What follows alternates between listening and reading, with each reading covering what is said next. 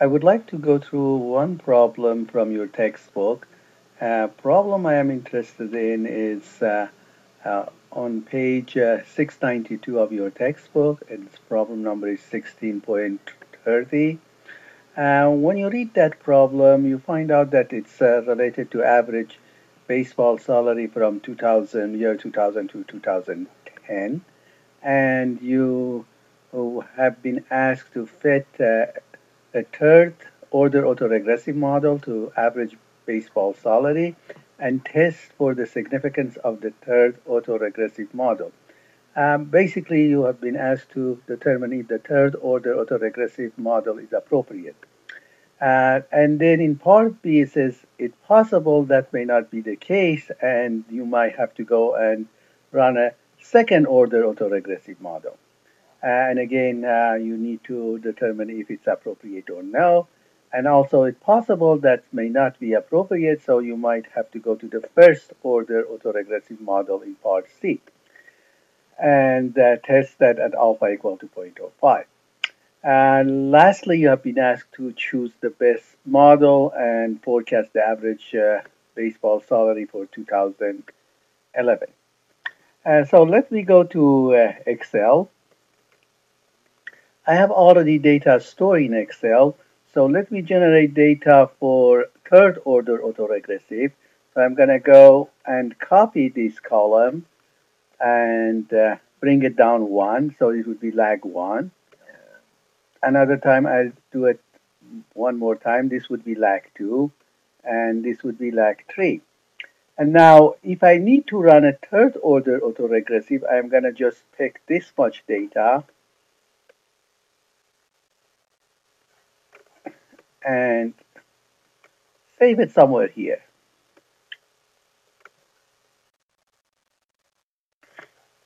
So now, obviously, this is the year column, and this would be my YT column, and this would be YT minus 1, YT minus 2, YT minus 3, the third order.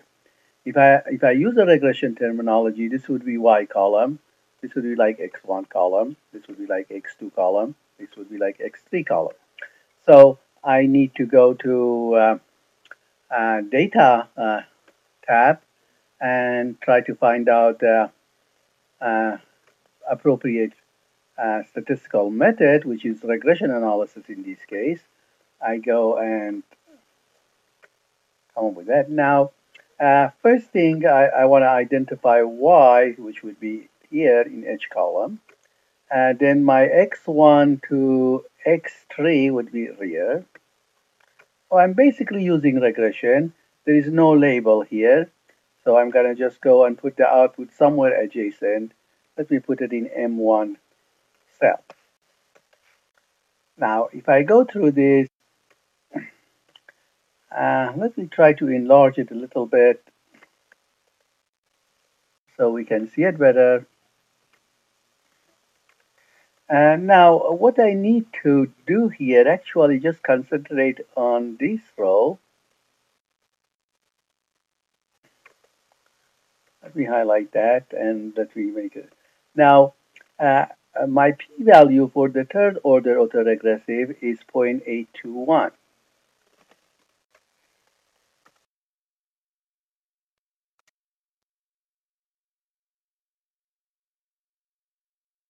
And now under HO, I would say that the um, slope for the third order autoregressive is 0.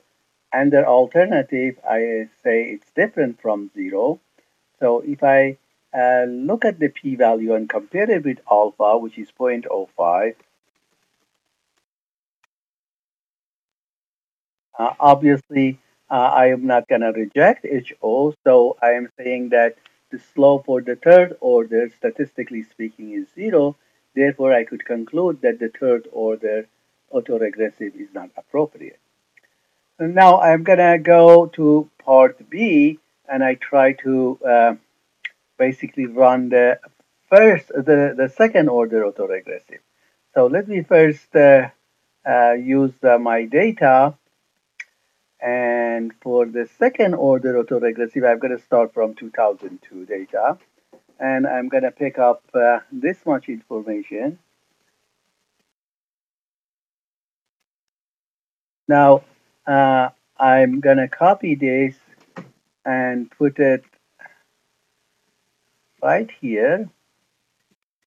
So now, obviously, this is year again, and now this would be in autoregressive terminology, it would be YT. This would be first autoregressive, YT minus 1. This would be second, YT minus 2. And now I need to run a regression again. So let me go to data analysis, and let me um, try to run the regression or autoregression. Now, uh, first, my YT, it's going to be the same as B column. Now, my YT minus 1, YT minus 2 are stored here. So I'm putting them from C1 to D9. And then let me put the output also right away here in G1 cell. Now I'm going to go through these. Again, let me enlarge it a little bit. Now this time I'm looking at the problem part B. I'm trying to see if the second order autoregressive is appropriate. Now looking at the information here, I know the p-value is 0.397 and my alpha is 0.05. So under HO, I have the second order autoregressive slope is equal to 0. Under alternative, I have the second order autoregressive slope is different than 0. Now, my alpha is 0.005 and my p-value is right here. It is 0.397. So obviously my p-value is more than alpha. Again, I'm gonna make a decision, and I would say since p-value is more than alpha, I do not reject HO. So I can conclude that the slope for the second order autoregressive is 0. That implies that the second order autoregressive is not appropriate, and I need to go to part C. So let me go back to get the data for it. So when I go to do part C, which is a run of first order autoregressive, I'm going to start from 2001 and I'm going to highlight this much and copy it. So I'm going to go and copy it here. Okay, I already have that. Now I'm going to again go to the data tab. I'm going to go to regression one. And first, let me clean up what I have from the previous part. Now, my YT is right here. That's the same as Y in regression analysis. And my YT minus 1 is the first order autoregressive data is here. It's the same as X in regression analysis. And my output, let me put it in F1. And I'm going to go through this. Again, let me enlarge it. And again, I'm going to go to right away to the result I have. This is what I have. And now my p-value is, you got to be careful here because the p-value is given in scientific notation. It's a very, very small. I can see it on the top over there. It is basically I have 40 for the small point. We put it here, 0.00001. It's almost zero, to be honest with you. And then my p alpha is 0.05. So now I'm looking at the part C of the problem. The problem wants me to determine if the first order autoregressive is appropriate. So I have under HO the slope for the first order autoregressive equal to 0. Under alternative, I have the slope for the first order autoregressive is not equal to 0. I am comparing p-value with alpha. Obviously, p-value is smaller than alpha in this case. P-value is almost 0. Alpha is 0.05, so I can conclude I have to reject HO. By rejecting HO, I am saying that the slope for the first order autoregressive is statistically different from 0. It means that this model is a good model. It means statistically it's significant. And therefore, if I need to predict something for 2011,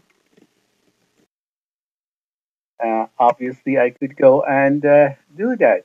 So I'm going to use the previous year information because my model is this, YT equal to, uh, YT is Y, let's say Y 2011 is equal to, I'm predicting that. My intercept is here in F, I'm sorry, G17 plus my slope is in G18, and then I multiply that by previous year's actual sale, which is 3.27, which is, I'm going to write it down here. If I do that, predicted value, oh, I'm sorry, I have to.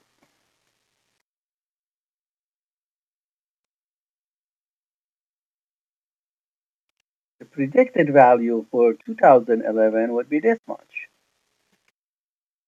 Predicted salary for 2011. It's going to be 3.32. 3 million, 3.32. That's what I have. That's the salary for 2000, average salary for 2011.